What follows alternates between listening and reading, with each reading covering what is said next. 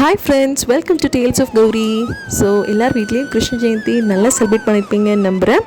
So நம்ம வீட்டு கிருஷ்ண ஜெயந்தி எப்படி போச்சுன்னு பார்க்கலாமா? வாங்க.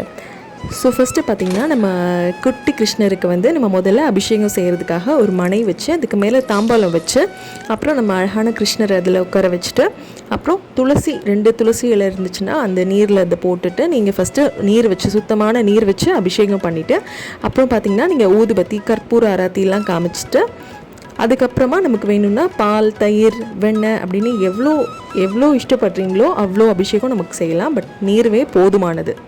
ஸோ நான் பார்த்திங்கன்னா நீர் வச்சு அபிஷேகம் பண்ணிவிட்டு அதுக்கப்புறமா பால் வச்சு தான் பண்ணியிருந்தேன்.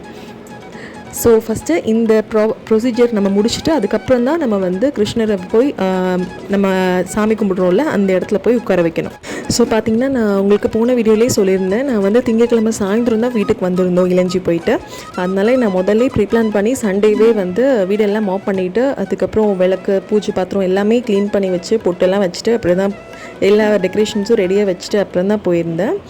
ஸோ கிருஷ்ணரை மட்டும் அபிஷேகம் பண்ணி அந்த பூஜை அந்த இடத்துல உட்கார வச்சுட்டேன். அப்புறம் பார்த்திங்கன்னா வந்து தான் கிருஷ்ணர் பாதம்லாம் போட்டு ஸோ ஃபஸ்ட்டு மலர்கள் தூவி ஃபஸ்ட்டு வீட்டுக்குள்ளே அழைக்கிறோம் கிருஷ்ணரை.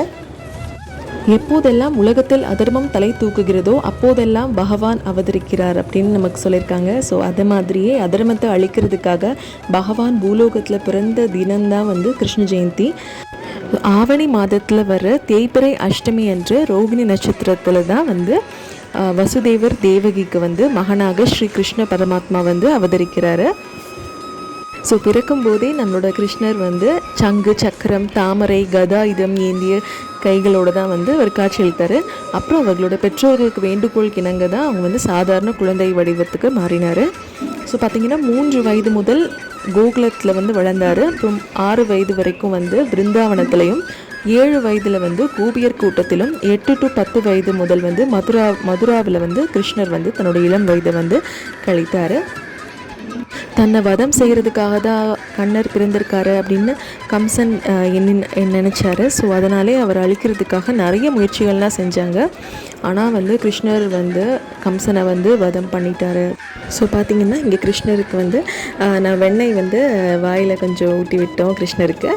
அப்புறம் பார்த்திங்கன்னா, நம்ம பிரசாதம் என்னெல்லாம் வச்சுருக்கோம்னா பழம், வெற்றிலை பாக்கு, அப்புறம் முறுக்கு, சீடை, தட்டை, அதிரசம், அப்புறம் பார்த்திங்கன்னா அவல் பாயசம். இதில் வந்து முறுக்கும் அவல் பாயசம் மட்டும் வீட்டில் செஞ்சது, மற்றது எல்லாமே கடையில் தான் வாங்கியிருந்தோம். தர்மத்தின் வாழ்வுத்தனை சூதுக்கவும் இறுதியில் தர்மமே வெல்லும் என்பதை உணர்த்துவதற்காக தான் வந்து கிருஷ்ண அவதாரம் எடுக்கப்பட்டது. இது வந்து திருமாலோட 9வது அவதாரம்.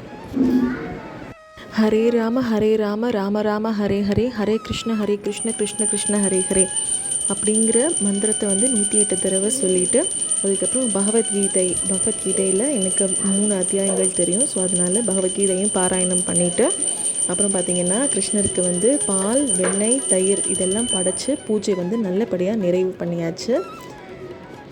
ஸோ பார்க்குறதுக்கே கிருஷ்ணர் அவ்வளோ அழகாக இருந்தார். ஒரு குட்டி குழந்தை பாலகிருஷ்ணராக அவ்வளோ ஒரு அழகாக இருந்தார். நின்று ரசித்து பார்த்துட்டே இருந்தேன் ரொம்ப நேரமாக.